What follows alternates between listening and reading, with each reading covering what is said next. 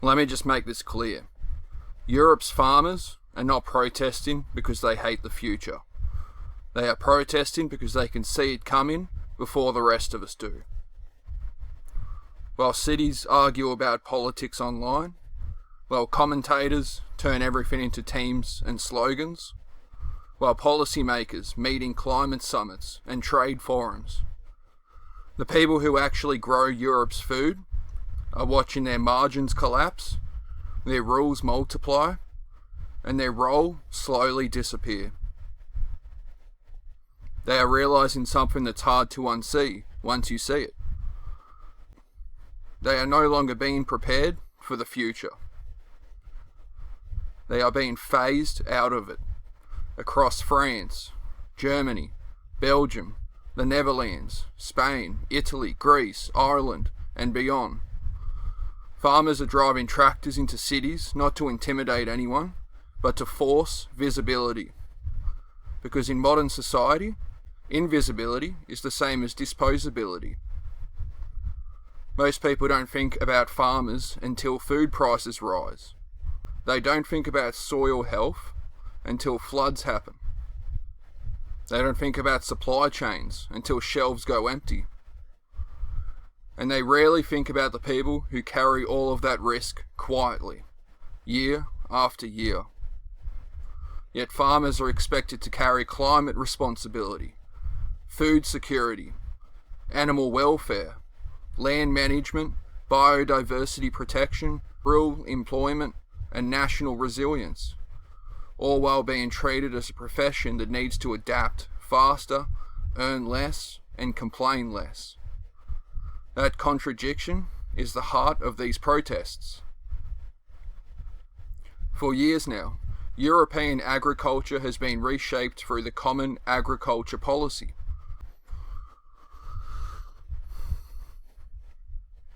Farmers must meet environmental rules, biodiversity targets, land use restrictions, chemical reduction goals, and complex reporting standards to qualify. On paper it sounds reasonable. In reality, it feels like trying to survive while someone keeps changing the rules of survival. Large industrial farms can afford consultants, compliance officers, and lawyers. Small family farms cannot.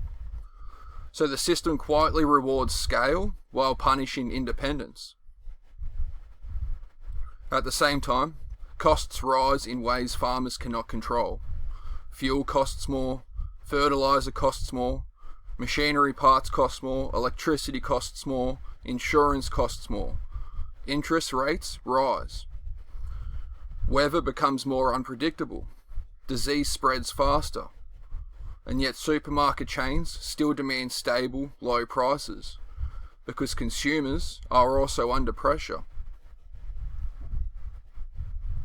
So the farmer becomes the shock absorber of the entire system. Every pressure lands on them first. Then trade policy enters. The European Union pushes free trade agreements. Farmers call it unfair competition. European farmers are held to some of the highest environmental and welfare standards in the world. While being asked to compete with imports produced under very different rules and costs, they are told to raise standards while becoming cheaper. They are told to be cleaner while becoming less competitive. They are told to survive while being undercut. That is not transition, that is contradiction. Governments respond with temporary relief packages, fuel rebates, tax adjustments, and promises of simplification. Farmers don't feel supported, they feel postponed. Every year becomes a waiting room. Wait for reform, wait for support, wait for review, wait for consultation. But debt does not wait. Weather does not wait. The direction is fewer farmers, larger farms, more imports, more consolidation, less independence, not because anyone openly says it, but because every policy step quietly points there. And this is where Australia needs to pay attention, because the same pressure lines are forming here. Australian farmers are not blocking capitals with tractors yet, but the frustration is real. Climate rules, water restrictions, land use, planning changes, renewable infrastructure projects, live export bans, animal welfare policies, and trade pressures all stack onto the same group of people. Australian farmers are told to feed the nation, protect the land, cut emissions, accept transmission lines across their properties, compete in global markets, absorb rising costs, and still deliver affordable food. They are told to sacrifice in the name of the future, while being offered very little certainty inside it. The live sheep export restrictions hit Western Australia farmers directly, removing a market they had built livelihoods around. Water reforms in the Murray-Darling Basin reshaped entire communities. Transmission lines for renewable energy projects cut through farmland, with landholders feeling they had no real negotiating power. Machinery repairs became more expensive because of manufacturer restrictions. Climate policies were written in cities, but implemented in paddocks. And when farmers pushed back, they were often framed as resistant to progress, instead of as people asking to survive it. Australia likes to think it is different from Europe, less regulated, more practical, more balanced, but the pattern is familiar. Policy ambition rises faster than farm reality. Urban expectations rise faster than rural support. And farmers are once again asked to carry the emotional, economic, and environmental burden of decisions they did not design. So when European farmers protest, Australians should not see a foreign problem. They should see a preview, because global food policy is becoming centralised, standardised, and financialised. And in that process, local producers everywhere start to look less like partners and more like obstacles. And what does that mean for the future?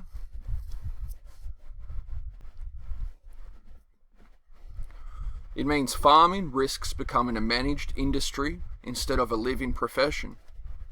It means rural communities shrink. Young people stop inheriting farms because the risk outweighs the reward.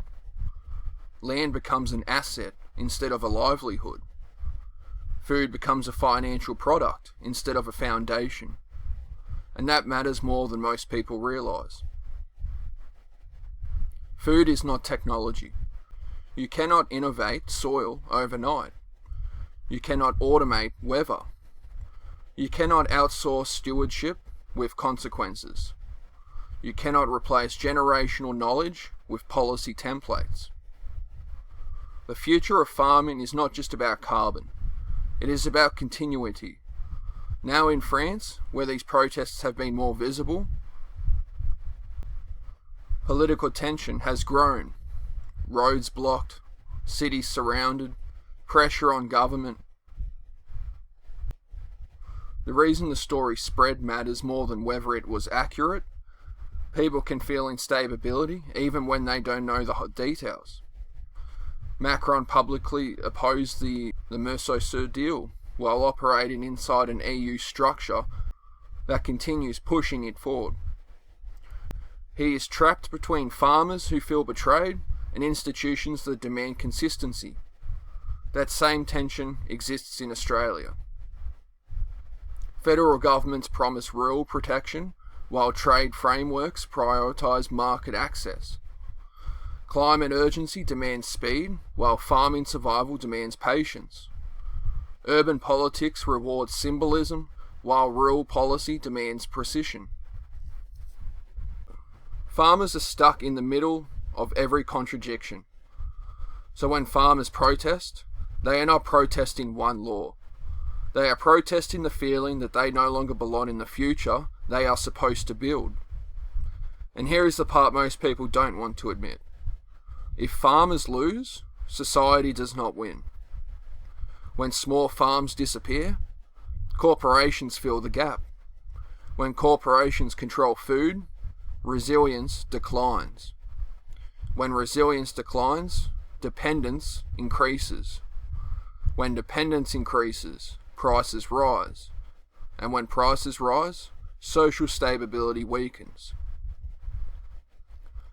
Food has always been political. Supermarkets just made it feel invisible. These protests are not nostalgia, they are warning.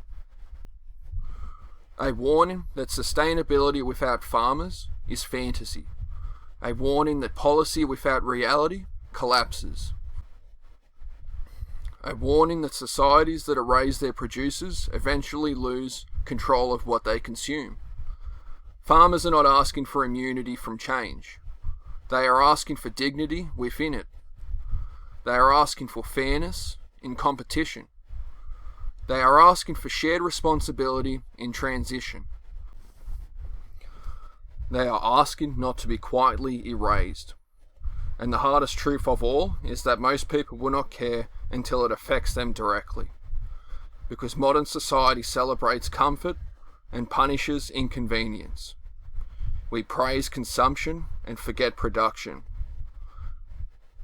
But every civilization that lost respect for its food producers paid for it later. And Europe is not immune to history. Australia is not immune either. These tractors are not symbols of rebellion. They are symbols of presence.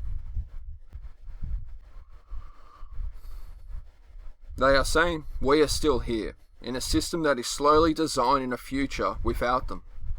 And the future will not ask whether we agreed with the protests. It will only ask whether we listened. If you made it this far, I appreciate you for actually sitting with a difficult conversation instead of scrolling past it.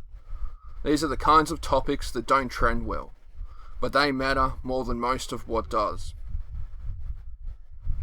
If you agree with any part of this, or even if you disagree but think the conversation is worth having, leave a comment. I actually read them. Different perspectives don't weaken discussion, they strengthen it. If you want more long-form, honest conversations like this, you can support the channel by liking the video. It tells the algorithm this isn't just noise. And if you are tired of everything being reduced to outrage, teams and slogans, you might want to subscribe. I'm not here to sell you certainty. I'm here to explore the uncomfortable middle that most people avoid.